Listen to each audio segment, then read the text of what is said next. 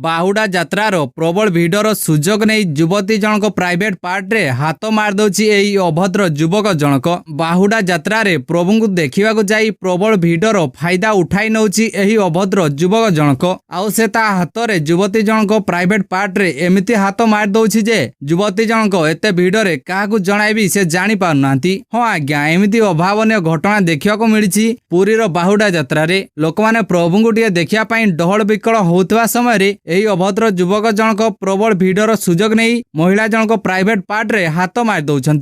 आपण माने मध्य एही वीडियो क्लिप टिकु टिके भल भाबरे देखि नियंतु केमिति से अभद्र युवक जनक युवती प्राइवेट पार्ट रे हाथ मार दौछि।